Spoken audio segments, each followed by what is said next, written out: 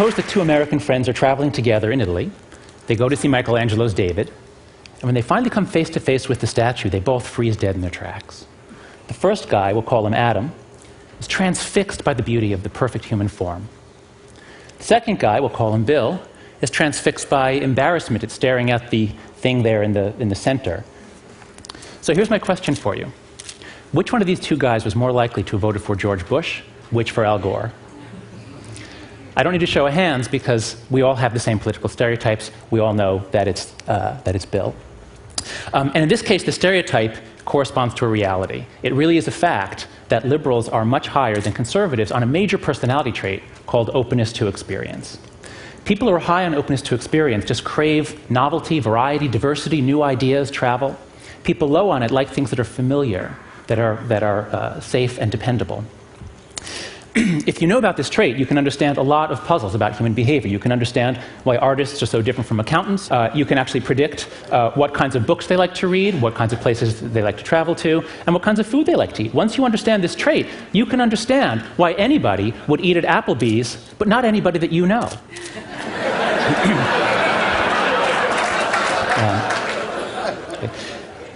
This trait also tells us a lot about politics. The main researcher of this trait, Robert McCrae, says that open individuals have an affinity for liberal, progressive, left-wing political views. They like a society which is open and changing. Whereas closed individuals prefer conservative, traditional, right-wing views. This trait also tells us a lot about the kinds of groups people join. So here's a description of a group I found on the web. What kinds of people would join a global community welcoming people from every discipline and culture who seek a deeper understanding of the world and who hope to turn that understanding into a better future for us all? This is from some guy named Ted. Well, let's see now. If openness predicts who becomes liberal and openness predicts who becomes a Tedster, then might we predict that most Tedsters are liberal? Let's find out. I'm going to ask you to raise your hand whether you are liberal, left of center on social issues we're talking about primarily, or conservative, and I'll give a third option because I know there are a number of libertarians in the audience. So right now, please raise your hand down in the simulcast rooms too. Let's let everybody see who's here. Please raise your hand if you would say that you are liberal or left of center. Please raise your hand high right now. Okay. Please raise your hand if you'd say you're libertarian. Okay, about 2 dozen. And please raise your hand if you'd say you are right of center or conservative. 1, 2, 3, 4, 5, about 8 or 10. Okay. This is a bit of a problem. Because if our goal is to understand the world, to seek a deeper understanding of the world, our general lack of moral diversity here is going to make it harder. Because when people all share values, when people all share morals, they become a team. And once you engage the psychology of teams, it shuts down open-minded thinking. When the liberal team loses, as it did in 2004 and as it almost did in 2000, we comfort ourselves. We try to explain why half of America voted for the other team. We think they must be blinded by religion or by simple stupidity.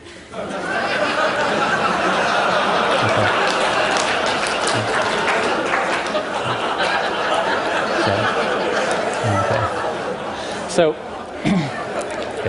if you think that half of America votes Republican because they are blinded in this way, then my message to you is that you're trapped in a moral matrix, in a particular moral matrix. And by the matrix, I mean literally the matrix like the movie The Matrix. But I'm here today to give you a choice. You can either take the blue pill and stick to your comforting delusions, or you can take the red pill, learn some moral psychology, and step outside the moral matrix. Now, because I know... Okay, I assume that answers my question. I was going to ask you which one you pick, but no need. You're all high in openness to experience, and besides, it looks like it might even taste good, and you're all epicures. So anyway, let's go with the red pill. Let's study some moral psychology and see where it takes us. Let's start at the beginning. What is morality, and where does it come from? The worst idea in all of psychology is the idea that the mind is a blank slate at birth. Developmental psychology has shown that kids come into the world already knowing so much about the physical and social worlds, and programmed to make it really easy for them to learn certain things and hard to learn others. The best definition of innateness I've ever seen, this just clarifies so many things for me, is from the brain scientist Gary Marcus. He says, the initial organization of the brain does not depend that much on experience. Nature provides a first draft, which experience then revises. Built-in doesn't mean unmalleable. It means organized in advance of experience. Okay, so what's on the first draft of the moral mind? To find out, my colleague Craig Joseph and I read through the literature on anthropology, on cultural variation and morality, and also on evolutionary psychology, looking for matches. What are the sorts of things that people talk about across disciplines, that you find across cultures, and even across species? We found five best matches, which we call the 5 foundations of morality. The first one is harm, care. We're all mammals here. We all have a lot of neural and hormonal programming that makes us really bond with others, care for others, feel compassion for others, especially the weak and vulnerable, gives us very strong feelings about those who cause harm. This moral foundation underlies about 70% of the moral statements I've heard here at TED.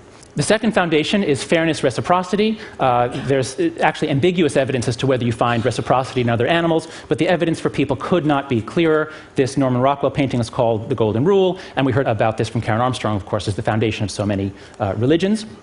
That second foundation underlies the other 30% of the moral statements I've heard here at TED.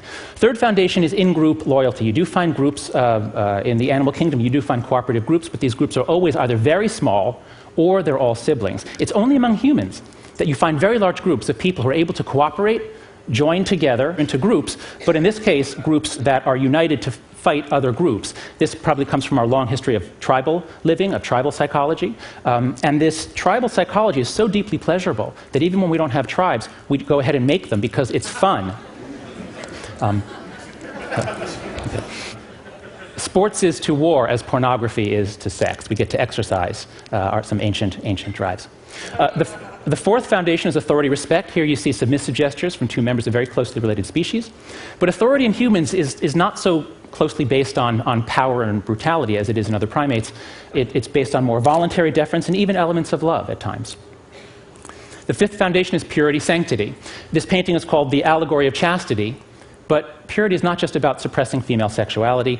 It's about any kind of ideology, any kind of idea that tells you that you can attain virtue by controlling what you do with your body, by controlling what you put into your body. And while the political right may moralize sex much more, the political left is really doing a lot of it with food. Food is becoming extremely moralized nowadays. And a lot of it is ideas about purity, about what you're willing to touch or put into your body. I believe these are the 5 best candidates for what's written on the first draft of the moral mind. I think this is what we come with, at least a preparedness to learn all of these things. But as my son Max grows up in a liberal college town, how is this first draft going to get revised? And how will it end up being different from a kid born 60 miles south of us in Lynchburg, Virginia? To think about cultural variation, let's try a different metaphor. If there really are 5 systems at work in the mind, 5 sources of intuitions and emotions, then we can think of the moral mind as being like one of those audio equalizers that has 5 channels where you can set it to a different setting on every channel. And my colleagues Brian Nozick and Jesse Graham and I made a questionnaire, which we put up on the web at www.yourmorals.org. And so far, 30,000 people have taken this questionnaire, and you can too. Here are the results. Here are the results from about 23,000 American citizens. On the left, I've plotted the scores for liberals. On the right, those for conservatives. In the middle, the moderates. The blue line shows you people's responses on the average of all the harm questions. So as you see, people care about harm and care issues. They give high endorsement of these sorts of statements all across the board. But as you also see, liberals care about it a little more than conservatives. The line slopes down. Same story for fairness. But look at the other 3 lines. For liberals, the scores are very low. Liberals are basically saying, no, this is not morality. In-group authority, this stuff has nothing to do with morality, I reject it. But as people get more conservative, the values rise. We could say that liberals have a kind of a 2-channel or 2-foundation morality. Conservatives have more of a 5-foundation or 5-channel morality. We find this in every country we look at. Here's the data for 1,100 Canadians. I'll just flip through a few other slides. The UK, Australia, New Zealand, Western Europe, Eastern Europe, Latin America, the Middle East, the East Asia, and South Asia. Notice also that on all of these graphs, the slope is steeper on in-group authority purity, which shows that within any country, the disagreement isn't over harm and fairness. We debate over what's fair, but everybody agrees that harm and fairness matter. Moral arguments within cultures are especially about issues of in-group authority purity. This effect is so robust that we find it no matter how we ask the question. In one recent study, we asked people to suppose you're about to get a dog, you picked a particular breed, you learned some new information about the breed. Suppose you learn that this particular breed is independent-minded and relates to its owner as a friend and an equal. Well, if you're a liberal, you say, hey, that's great, because liberals like to say, fetch, please.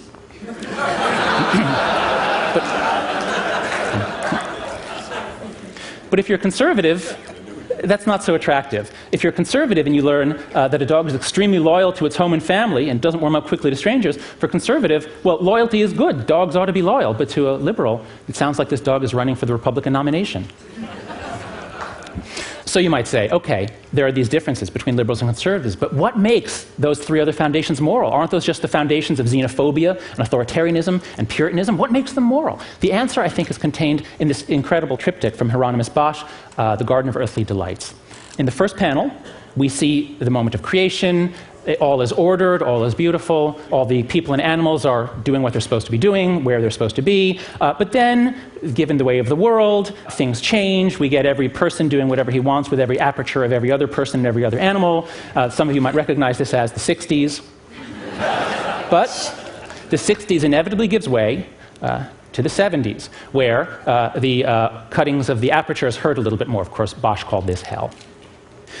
So this triptych, these three panels, portray the timeless truth that order tends to decay, the truth of social entropy.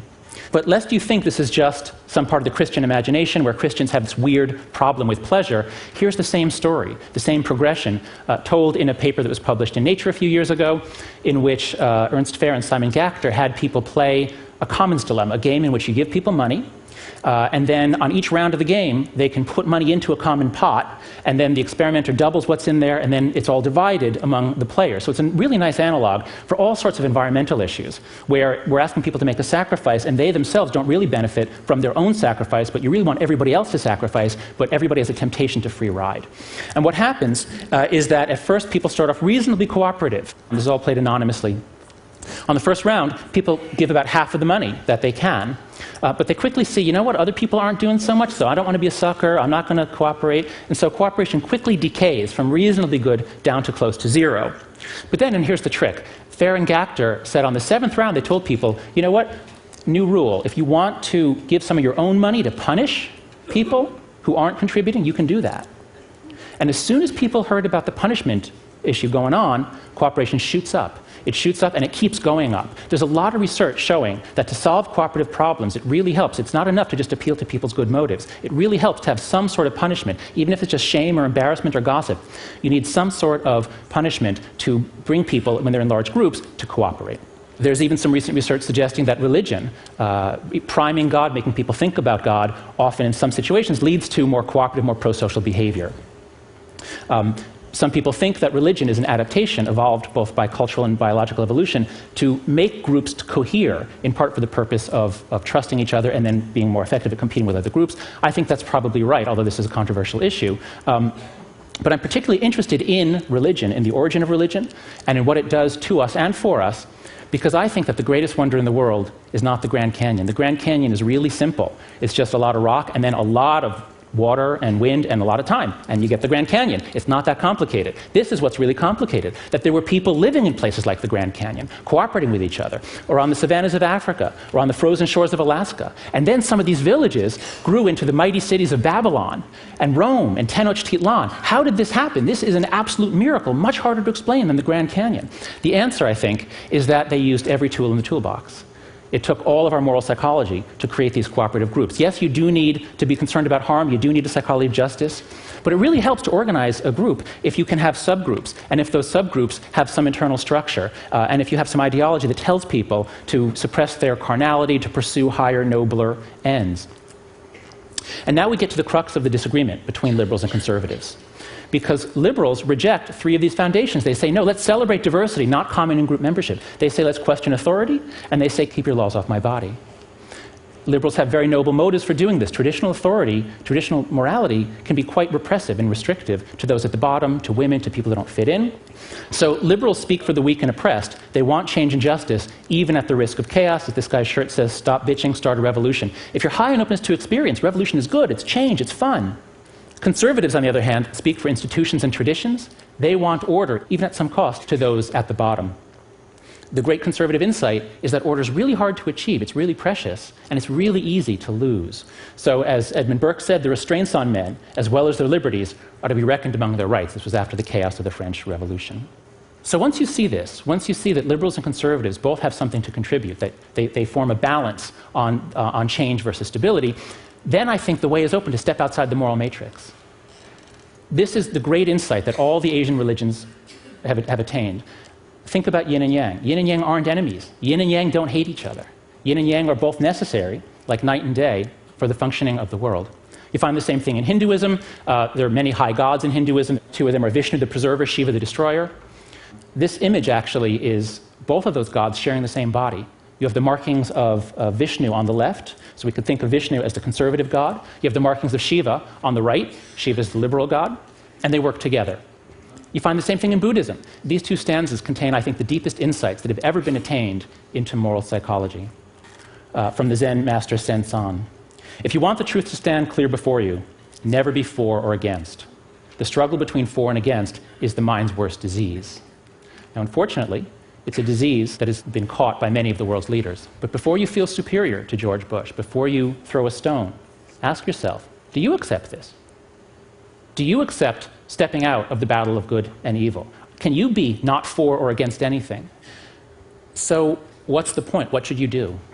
Well, if you take the greatest insights from ancient Asian philosophies and religions and you combine them with the latest research on moral psychology, I think you'd come to these conclusions: that our righteous minds were designed by evolution to unite us into teams, to divide us against other teams, and then to blind us to the truth. So, what should you do? Am I telling you to not strive? Am I telling you to embrace Sen-san and stop with this struggle of for and against? No, absolutely not. I'm not saying that. This is an amazing group of people who are doing so much, using so much of their talent, their brilliance, their energy, their money to make the world a better place, to fight wrongs, to solve problems. But as we learned from Samantha Power in her story about Sergio Vieira de Mello, you can't just go charging in saying you're wrong and I'm right. Because as we just heard, everybody thinks they are right.